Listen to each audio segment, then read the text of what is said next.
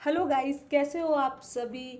I hope आप सभी अच्छे होंगे, अच्छे से अपनी प्रिपरेशन कर रहे होंगे। एग्जामिनेशन आपका ज़्यादा दिन दूर नहीं है आईबीपीएस पीओ मेंस का। तो अब ऐसे में आपको कैसे एग्ज़ाम की प्रिपरेशन करनी है, डिस्क्रिप्टिव कैसे लिखना है। स्पेशली ये वीडियो मैं डिस्क्रिप्टिव राइटिंग पे बना रही हूँ। काफ़ी स्टूडेंट हैं जिन्हें नहीं पता है डिस्क्रिप्टिव कैसे लिखना है, कौन कौन से टॉपिक आपको कवर करने चाहिए, कैसे आप मैक्सिमम स्कोर कर सकते हो, सब कुछ डिटेल में मैंने इस वीडियो में कवर किया है। तो वीडियो को पूरी एंड तक देखिएगा और अभी तक चैनल को सब्सक्राइब नहीं किया है तो चैनल को सब्सक्राइब कीजिएगा। मैं अपना भी एक्सपीरियंस शेयर करूँगी कि मैंने कैसे स्कोर किया मैक्सिमम। तो सब कुछ डिटेल में डिस्कस होगा इस वीडियो में। तो चलिए वीडियो को स्टार्ट करते हैं। तो गाइज़, अब एग्ज़ामिनेशन को बिल्कुल भी टाइम नहीं है और डिस्क्रिप्टिव की प्रिपरेशन आपको करनी है, क्योंकि काफ़ी सारे स्टूडेंट ऐसे होंगे जो अभी प्री के रिज़ल्ट के बाद प्रिपरेशन करना स्टार्ट किए होंगे और उन्हें डर लग रहा होगा कि क्या होगा डिस्क्रिप्टिव में, क्योंकि काफ़ी स्टूडेंट ऐसे होते हैं जो फर्स्ट टाइम एग्ज़ाम देने जा रहे होते हैं। तो बिल्कुल आपको घबराने की ज़रूरत नहीं है। अगर आपने प्री एग्ज़ाम के बाद भी प्री के रिज़ल्ट के बाद भी अगर आपने डिस्क्रिप्टिव की प्रिपरेशन स्टार्ट की है ना, तो आपका ईजिली क्वालिफाई होगा और आप उसमें अच्छा स्कोर कर सकते हो। बस डिस्क्रिप्टिव के लिए आपके टॉपिक्स क्लियर होने चाहिए, आपको क्या लिखना है ये आपके माइंड में क्लियर होना चाहिए। बस वही सारी चीज़ें अगर आप उसको एक अच्छा सा रूप दे सकते हो तो आप डिस्क्रिप्टिव में मैक्सिमम स्कोर कर पाओगे। यहाँ पर सबसे पहले मैं एस्से की बात करती हूँ। तो देखो, एस्से में आपने अभी तक इतना तो देख ही लिया होगा, वीडियोस आपने काफ़ी देखी होंगी या फिर आपने बुक या पीडीएफ में ये सारी चीज़ें पढ़ ली होंगी कि आपको इतना तो पता होगा कि इंट्रो लिखा जाता है सबसे पहले। इंट्रो के बाद से आपको लिखनी होती है बॉडी, उसके बाद से आपको लिखना होता है कंक्लूज़न।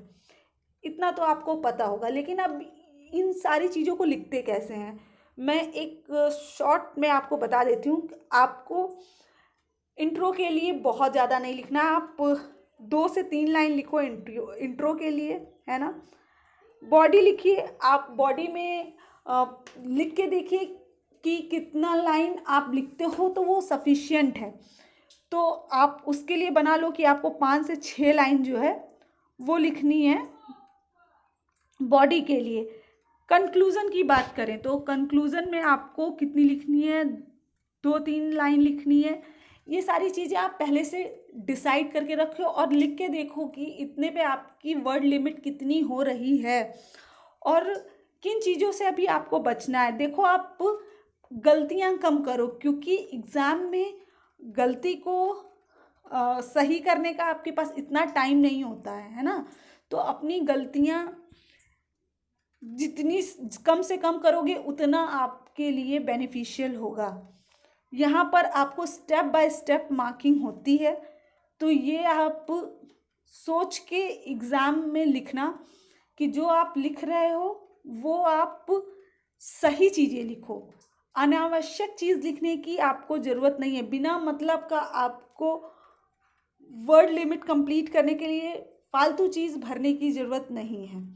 अभी आपके पास टाइम है, आप लिखो, कीवर्ड पे अपनी प्रैक्टिस करो कि आपको कौन सा की कहाँ यूज़ करना और कितनी आपकी स्पीड है। मैं आप लोगों को ये नहीं कहूँगी कि आपको इतने वर्ड की स्पीड बनानी है, वो आपकी मर्ज़ी, आप कितने मिनट में कितना वर्ड लिख सकते हो, लेकिन आपको इस तरह से डिस्क्रिप्टिव लिखना होता है। आप टॉपिक कौन कौन से आपको एस्से में कवर करना है, तो यहाँ पर कौन कौन से टॉपिक कवर करने हैं वो आप नोट कर लो। देखो, टॉपिक की मैं बात करूँ ना, तो आपको सबसे पहले मैं बोलूँगी कि आप बैंकिंग से रिलेटेड टॉपिक पढ़ना स्टार्ट कर लो। अगर आपने बैंकिंग पढ़ी है, बैंकिंग में काफ़ी सारी चीज़ें आ जाती हैं। एनपीए आ जाता है, क्राइसिस आ जाता है, प्राइवेटाइजेशन आ जाता है। तो अगर इन सारी चीज़ों के बारे में आपको नॉलेज है तो इसके रिगार्डिंग कुछ भी आता है, इससे रिलेटेड कुछ भी आता है, आप अच्छे से एग्ज़ाम में लिख सकते हो। तो बैंकिंग इम्पॉर्टेंट टॉपिक है, आप इसे ज़रूर पढ़ लीजिएगा। अब इस समय आप देखो क्या चल रहा है, तो सब जगह हेल्थ इशू है, ठीक है। तो हेल्थ इशू में आप क्या क्या पढ़ सकते हो? हेल्थ इशू में आप पढ़ सकते हो कि जो भी अभी बीमारियां चली हैं उस पे आप पढ़ सकते हो।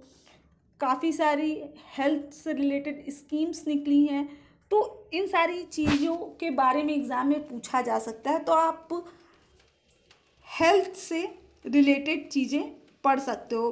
अगर आपने हेल्थ के बारे में पढ़ा है तो ये सारी चीज़ें आपके माइंड में ऑटोमेटिक आएगी अगर एग्ज़ाम में आप देखते हो तो। अभी टेररिज्म भी आप पढ़ सकते हो। इकोनॉमी भी आपका जो है बहुत इम्पॉर्टेंट टॉपिक हो जाता है। इकोनॉमी आपको पढ़ना है। इकोनॉमी में आपकी इस समय काफ़ी सारी चीज़ें चल रही हैं, तो उस सारी टॉपिक को आप कवर कर लोगे ना। अगर इकोनॉमी का आर्टिकल आप पढ़ते हो तो आपको ऑटोमेटिक आइडिया लग जाएगा कि अगर इससे रिलेटेड टॉपिक आता है तो वो उसे मुझे कैसे लिखना है।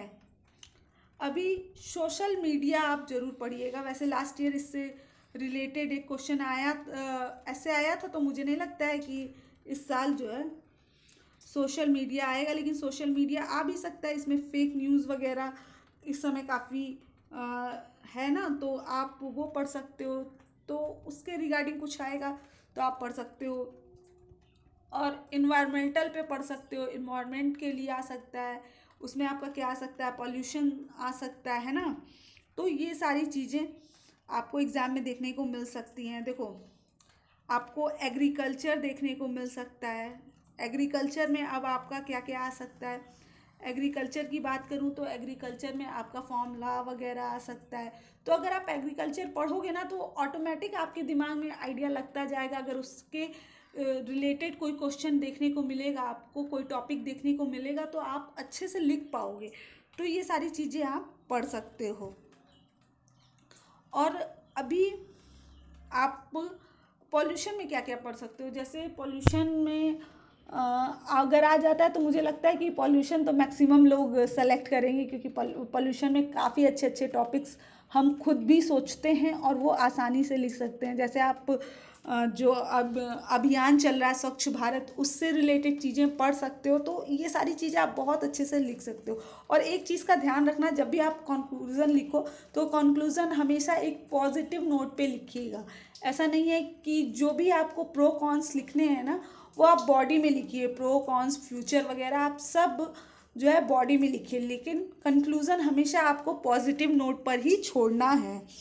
तो ये सारे टॉपिक हो गए आपके ऐसे के लिए। अब लेटर देख लेते हैं। आपको फॉर्मल लिखना चाहिए, इनफॉर्मल लिखना। अभी देखो, आपको पता है लेटर जो होते हैं वो फॉर्मल होते हैं या तो इनफॉर्मल होते हैं, ठीक है।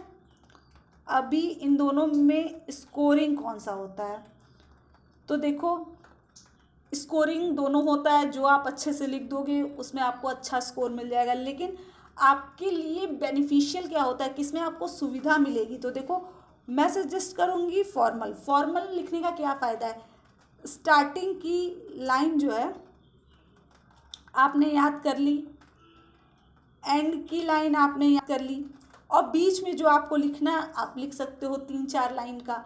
तो आप का जो वर्ड लिमिट है वो भी कंप्लीट हो जाएगा, और जो चीज़ें हैं वो आपको बहुत ज़्यादा क्रिएटिव भी नहीं बनना पड़ेगा। तो आसानी से आप कवर कर सकते हो सबसे पहले। तो ये फ़ायदा है आपका फॉर्मल लिखने का। इनफॉर्मल में क्या है, टॉपिक जो है ना वो इनफॉर्मल में आपको मिलेगा तो काफ़ी सारी चीज़ें देखने को। इनफॉर्मल में लेटर लिखने के लिए जब आता है ना तो काफ़ी इमोशन भी आप उसमें ऐड कर देते हो, काफ़ी सारी चीज़ें हो जाती हैं। तो मुझे लगता है कि बहुत सोचना पड़ता है इनफॉर्मल लिखने के लिए, और फॉर्मल लिखने के लिए आपके पास बनी बनाई चीज़ें होती हैं। इसलिए मेरा सजेशन यही है कि फॉर्मल लेटर आप लिख के आओ। जैसे कि फॉर्मल में आपसे टॉपिक पूछ सकता है किसी ऑडिटर को लेटर लिखने के लिए। अब उसमें कुछ भी आ सकता है कि पॉल्यूशन पे, आप बहुत ज़्यादा पॉल्यूशन हुआ है उस पर आप ऑडिटर को लेटर लिखो। और अभी देखा ही था आपने एसबीआई पीओ में ऑडिटर को लेटर लिखने के लिए आया था, तो ऑडिटर को लेटर लिखना है या आप पढ़ सकते हो बैंक मैनेजर को लेटर लिखना है, उससे रिलेटेड आप तैयार कर सकते हो, है ना। तो लेटर में ये सारे चीज़ें आपको ध्यान में रखनी चाहिए, पढ़नी चाहिए। याद कर लोगे बहुत ज़्यादा आपको उसमें अपनी तरफ से कुछ ऐड करके लिखने की ज़रूरत नहीं पड़ेगी। इनफॉर्मल में आपसे फैमिली के बारे में लेटर लिखने के लिए ही बोलेगा या फिर अपने फ्रेंड्स के पास लेटर लिखने के लिए बोलेगा। तो ये सारी चीज़ें जो हैं आपको फॉर्मल इनफॉर्मल में देखने को मिल सकती हैं। आप बताना अगर आपकी कोई क्वेरी होगी तो मैं कोशिश करूँगी उसको सॉल्व करने की। डिस्क्रिप्टिव में आप बहुत अच्छा स्कोर कर सकते हो अगर है तो। आपको हर सारी चीज़ें जितनी आपको लिखनी है वो पहले से आप माइंड सेट करके रखो कि एग्ज़ाम में अगर कोई टॉपिक आता है और उसको किस तरीके से लिखना है, क्या करना है, अभी आप लिख सकते हो। आप अभी आधा घंटा दो डेली और देखो आप कितना स्कोर कर रहे हो डिस्क्रिप्टिव में। कोई हेल्प की ज़रूरत होगी तो आप कमेंट में मेंशन कर सकते हो। अभी मैं वीडियो को एंड करती हूँ। अभी चैनल पे को सब्सक्राइब कर लीजिए, वीडियो को लाइक शेयर कीजिएगा। Thank you.